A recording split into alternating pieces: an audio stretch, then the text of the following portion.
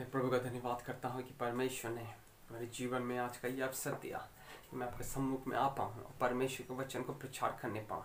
तो मैं प्रभु का धन्यवाद करता हूँ। हम जो परमेश्वर के दास हैं, हमें बहुत ही सतर्क होने की आवश्यकता है, क्योंकि परमेश्वर हमें यूज़ कर रहा है और शैतान हमें ही नाश करने की कोशिश में है। और इस प्रकार कहा जाता है कि चरवाहे को मारो तो भीड़ अपने आप तितर बितर हो जाएगी।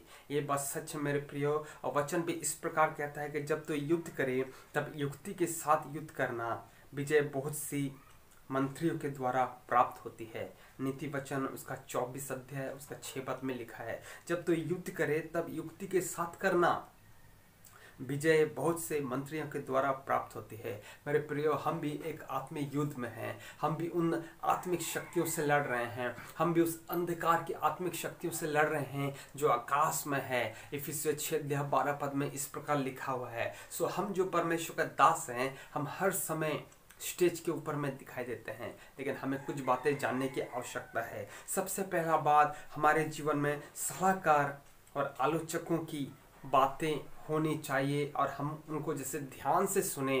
सच में ये हमारे जीवन में बहुत ही गंभीर बातें हैं। हमारे जीवन में यदि सलाहकार नहीं है जो हमें सलाह दे सकें, जो हमारे जीवन के आलोचक बातें को हालेलुया हमसे बोल सके और हम उसको ध्यान से नहीं सुनते, तो एक गारंटी हमारे जीवन में है कि हम क्या करेंगे, उस आत्मिक युद्ध में हम हार जाएंगे। जहाँ बुद्धि की युक्ति नहीं हुआ प्रजा विपत्ति में पड़ती है, परंतु सम्मति देने वालों की बहुतायत के कारण बचाव होता है। जब हमें कुछ समृद्धि मिल जाती है मेरे प्रिय, प्रसिद्धि मिल जाती है, तब दुनिया के लोग हमें ज़्यादा से ज़्यादा देखते हैं और घिरने लगते हैं। और ऐसे में सीधे परंतु परमेश्वर का भय मानने वाले लोग हमारे ध्यान से हट जाते हैं। जब हम बहुत बड़े बड़े प्रचार में जाते हैं, लोगों के द्वारा में इनवाइटेड किया जाते हैं, तो हमारे जीवन में होता है कि हम क्या करते हैं, लोगों के द्वारा घिर जाते हैं, लेकिन परमेश्वर के भय मानने वाले लोगों के ध्यान से हम भटक जाते हैं मेरे प्रिय। अरे यही शैतान को अचूक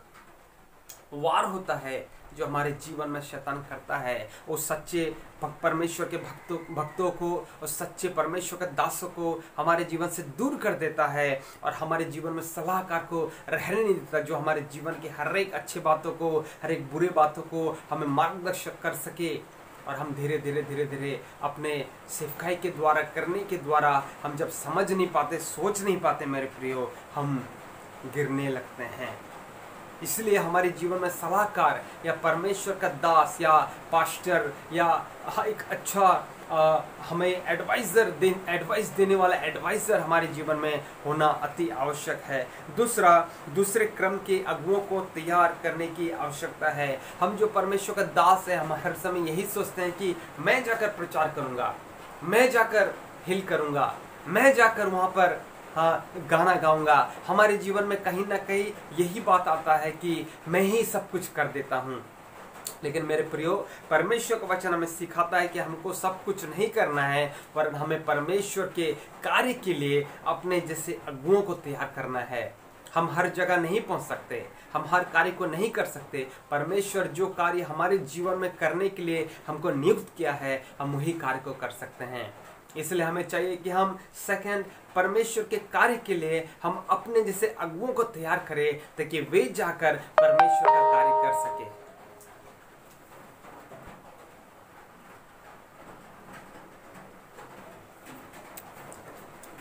तीसरा, अपने जीवन तथा सेवकाई की नियमित जांच करना है।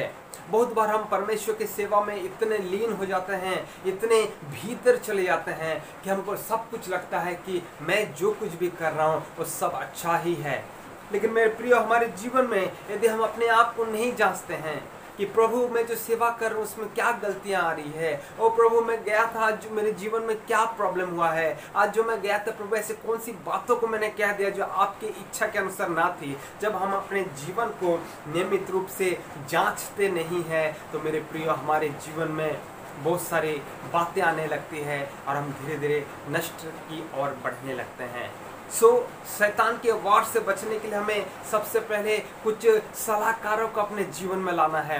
सेकंड, हमको हर कार्य नहीं करना है, न तो हमको ग्लोरी मिलने लगेगा, हमको महिमा मिलने लगेगा और हम फूलने लगेंगे। और परमेश्वर हालेलुया कहता है कि मैं अपनी महिमा तुमको नहीं दूंगा।